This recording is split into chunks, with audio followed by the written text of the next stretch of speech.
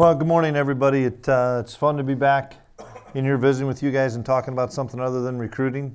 We get to talk about spring football, and 2 days into the books, we had practice Wednesday afternoon, and then again last night, and had our two practices in non-pads that we had to open up the spring ball with, and I thought the energy was really good. I thought the focus was good by the guys, and they're eager to learn a lot of new things offensively and defensively, and they really attacked each day. And I saw really good improvement just in how the structure of practice went from Wednesday to Thursday, and really pleased with the guys. And now they're going to get, after today, a little bit of a break, and then we'll reconvene in another week. But it was good these first 2 days to just instill some of the practice habits that we're looking for, as well as to get the guys running around and getting into a football mode. So open up for questions.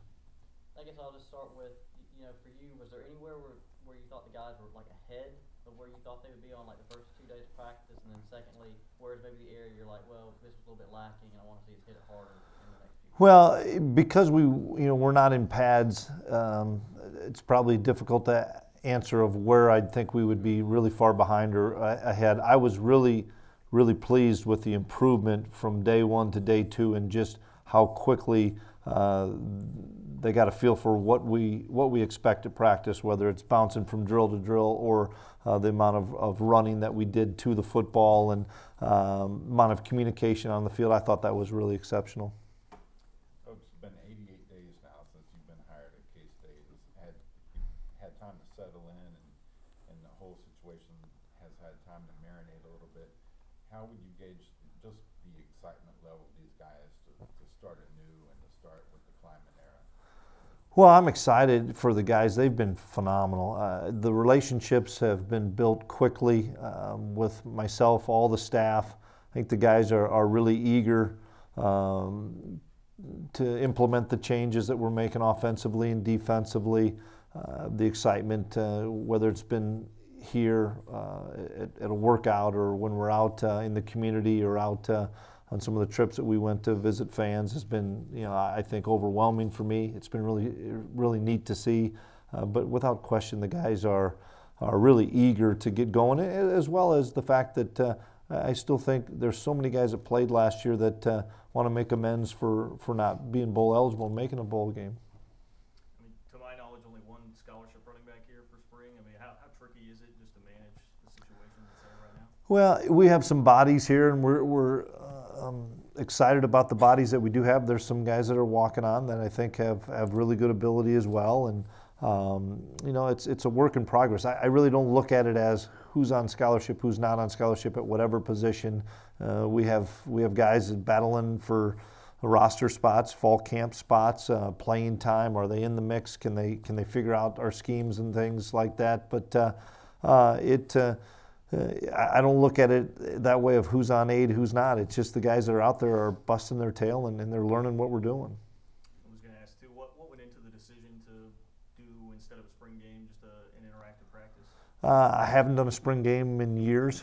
I think it's kind of gone away a little bit in college football. Some schools that have huge numbers still do it. But if you look at our injury report, we don't have enough corners to even practice right now. So to do a spring game and put guys in harm's way, football's a violent sport where there's a lot of collisions, and if you can eliminate and still do a thud practice, and still there's going to be some contact in that on that April 13th. It just won't be to the ground, or at least not a whole lot. There may be some. We're still kind of ironing that out based on what happens over the next 12 practices. Obviously, the on-field stuff is still very early, a lot yet to sort out. But in terms of, emotional leadership, verbal leadership, have you seen anyone on the offensive line kind of step up and maybe fill those shoes that Dalton Reisner's departure has? I'm impressed with all those seniors. There's so many older guys in the O-line that across the board, whether it's Franz or Holtorf or Mitch, they've done a great job, I think, of just getting the guys excited for the next period and doing their job, but encouraging each other. I see that across the board, offensively and defensively. Guys are holding each other accountable. That's something we've talked about since the day we started winter conditioning here, is hold each other to the high standard that's Kansas State football, and expect everybody's best. The expectations are high, and I like where our leadership is. We're always developing leadership, and we're always kind of challenging guys to lead in different ways. But I think both sides of the ball has been really good. How valuable is it to have a guy like Skyler at that position with experience, who the guys already look up to, and not have to be developing that right now too? Yeah, that's really pivotal. I think it's been really good. You can see how comfortable he is, even though he's uncomfortable in learning our system, which I knew would be. He's jumped into it with both feet and spent a lot of time on his own of watching film and seeing how it's been done in the past. And I really like his ability. I really like his leadership, and the fact that he's excited about the challenge of learning a new system. Chris, just a short segue from absence of Kendall Adams and Dalton Reisner, team-wide leadership. I know it's early. You've seen guys start to emerge in those areas. You bet. And when you have a big senior class like we do, you're going to have multiple leaders, and we need to have multiple leaders. Offensively, you're always finding a couple in the O-line, and then the skill positions. Especially Dalton Schoen's done a nice job as well. And then you look at the defense.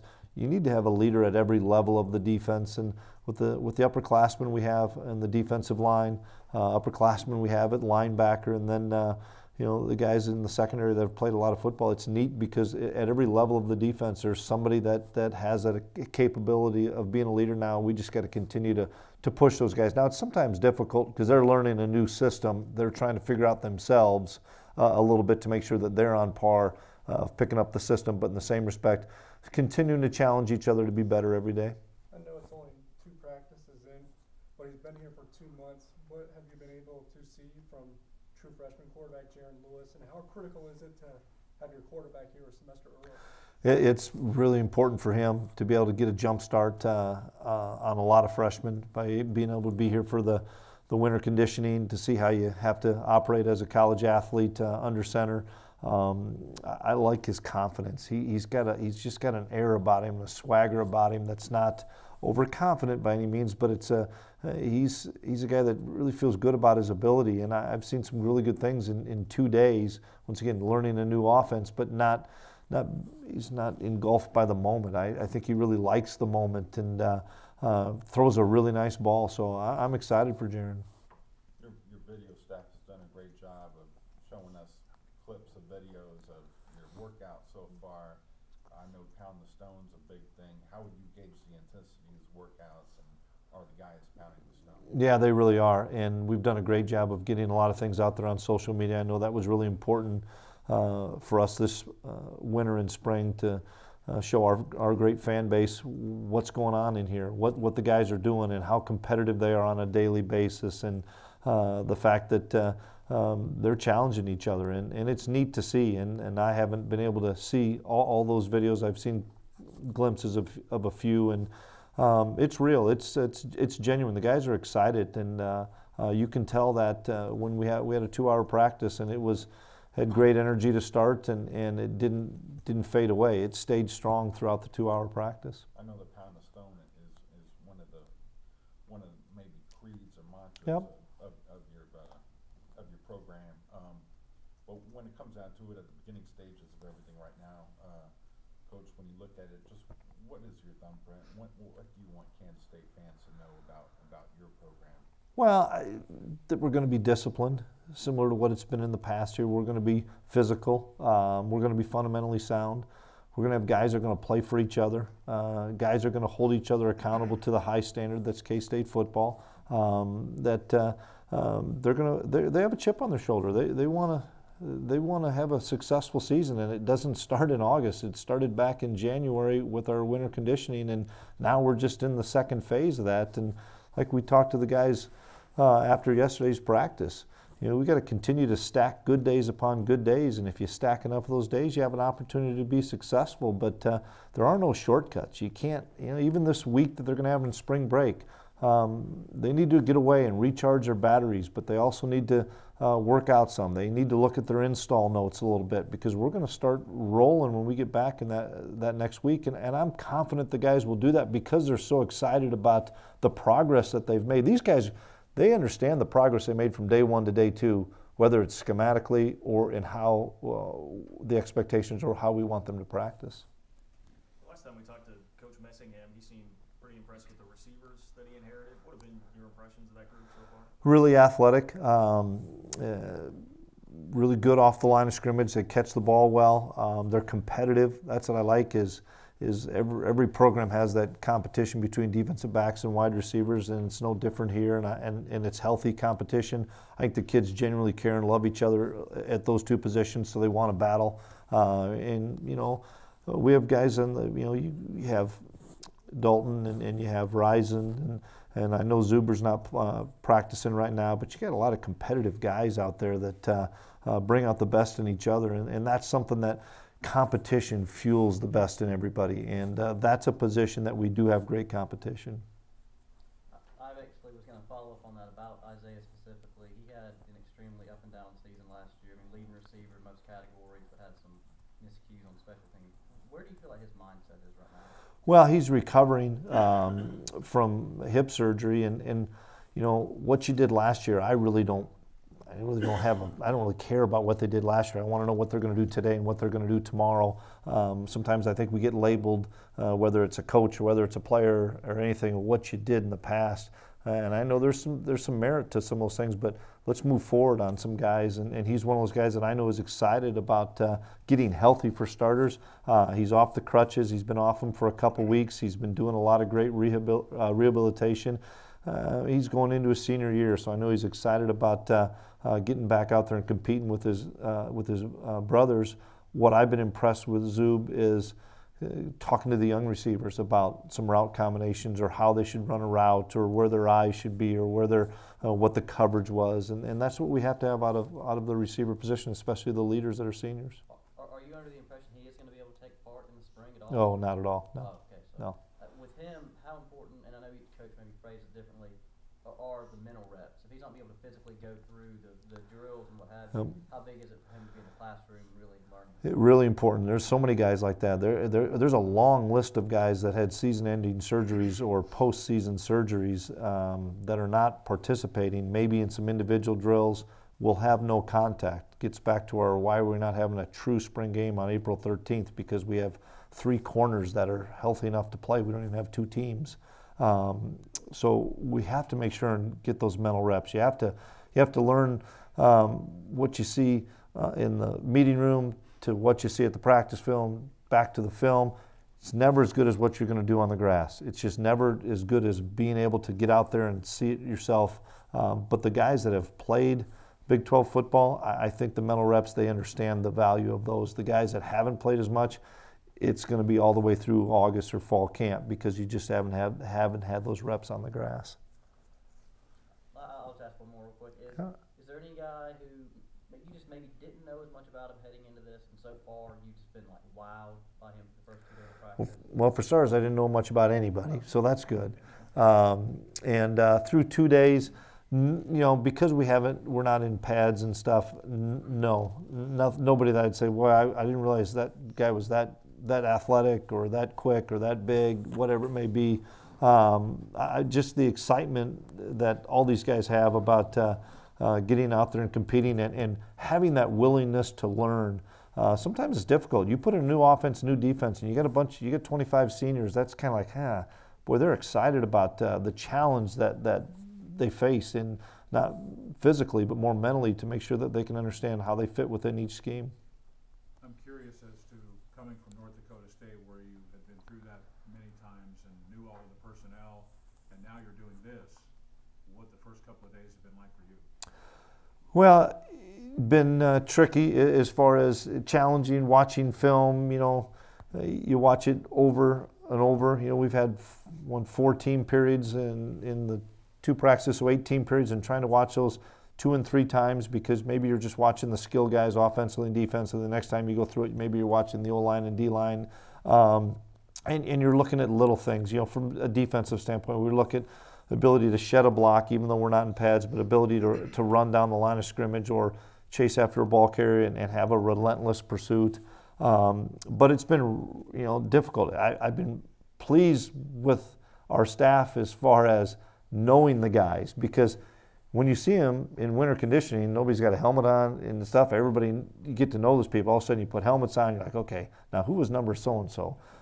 We put the names on the back of the jerseys, which I'm not a huge fan of, right? But we had to make sure that as coaches we knew who everybody was.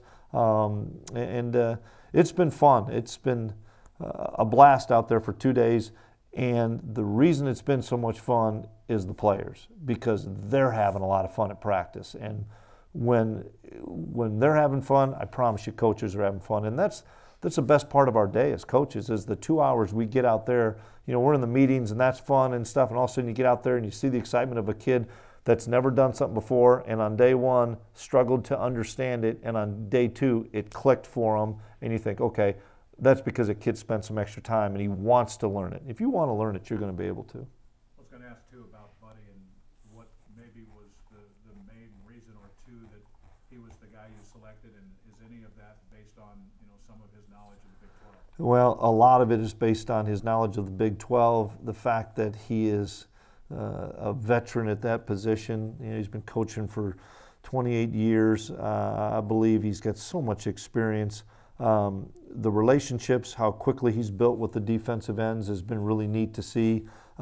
He's a teacher, first and foremost. He brings a lot of added value to our defensive staff room, because that's a position, and I think we're pretty good at defensive end. I think we've got some guys there, but it's a position where it's changed so much because those guys are in coverage. They're not just playing the run, they're playing the pass. They have to be able to see a quarterback mesh point. They've got to do so many different things, and he's seen a lot of football, and he has a lot of great insight, and so I'm excited about what Buddy's going to bring to the table. And he and Van have known each other for so long, it's kind of fun to listen to their banter back and forth about the good old days. Is there any silver lining to, you know, having just a couple practices, then a break, to really see what kids over this break paid attention to the stuff you tried to teach them, and maybe gave them this homework over this time? Well, you hope there is. In the same respect, because we had so much installation of just general terminology, we needed this extra time to be able to meet with the guys prior to a practice. And that's the biggest reason. This is the first time I've done this. I've talked to a ton of people that have done this, where you have some practices go on spring break, whether it's 2, halfway, whatever it may be, then you go on spring break. Typically, teams that do that, you maybe have 7 practices and a kid turns an ankle, you get a week to probably get that guy healthy. We needed it from the standpoint of getting our terminology and getting, you know, just how to line up, how to come out of a huddle, how to do all the things that sometimes you take for granted. And so, you know, I don't know if we'll do this next year like that. We'll find out. Just depends on how the calendar shakes out. It looks like you've kind of empowered Wyatt Huber for leadership purposes in the videos we've seen through the social media and stuff like that. Have you named captains, or how's the process? No, we have, I think, 10 team leaders that have taken us through some winter conditioning phases, and I've had some meetings with those guys just to talk about some culture things that I'm excited about, that those guys are taking ownership. We talked about that with those guys, and you guys have heard me talk about that. You know, if you give a kid ownership, he's going to get more invested, and these kids are taking ownership and getting more invested, and so we won't talk anything about captains until the fall. I know it was kind of a, I don't want to say completely off-limits topic, but the previous staff here had never liked discussing injuries. I mean, you brought up how many guys were hurt. Are there any other names you're allowed to give us other than Isaiah? You know, Isaiah is not participating in anything in spring. Brock Monty's not participating in anything in spring. Everybody else is doing something, whether that's individual drills to 7-on-7. I don't even have the list. There's a number of guys that would not be involved if it were a scrimmage because of shoulder, knee, whatever it be. And I know that's in double digits. And that's another reason why, you know, the spring ball is evolved so much over the last 10 years, whether it's your numbers, the amount of injuries you have, so on and so forth, that the worst thing you have as a coach is you have somebody get injured during spring and they miss any significant time in the fall, especially guys that have played a lot. So it's a fine line between teaching new schemes offensively and defensively, finding out from our own vantage point the kids that are really, really good, really physical, and we don't need to see much more of, and the kids that we have to continue to try to evaluate. And that's the tricky point of, I'm not a big scrimmage guy in the spring, never have been, but I've been a big thud, contact, let them run, but everybody stays on their feet. And that's learning how to practice. And we had 2 days where there were some guys on the ground, and it was just a t-shirt and helmet practice. And then you're just educating guys on here's how to protect each other. You know, I told the guys the first day, Kansas State's not on our schedule. And so we've got to do a great job of protecting each other and trying to eliminate a foolish injury. On that topic, how tough does that make it for you guys as coaches when you're trying to evaluate a guy that you know this is not him, he's not 100% right now, and so it makes it maybe difficult? It does make it, but that's why you got the summer, and that's why you got fall camp, and you're trying to evaluate movement skills. But more than anything, if a kid's out there to be able to do something, now you're evaluating his ability to learn, his ability to comprehend. I know obviously his playing career is over, but is Mike McCoy still around the program, or somebody who gets to still be involved? Yeah, Mike's going to stay around the program and help Coach Bratton, just doing some things with whether it's evaluating some guys in recruiting to helping us on the field, just maybe being kind of like a student manager. He would like to coach someday, so anything we can provide Mike to help facilitate his ability to be a high school coach someday, we're going to definitely do. He's just such a wonderful kid.